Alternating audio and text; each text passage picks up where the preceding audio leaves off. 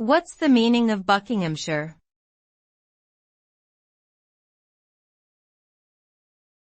Buckinghamshire.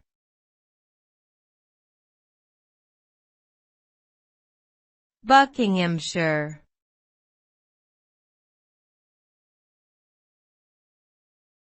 Buckinghamshire.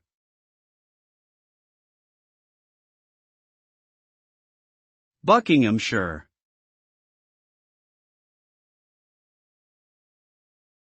Buckinghamshire is a county located in southeast England.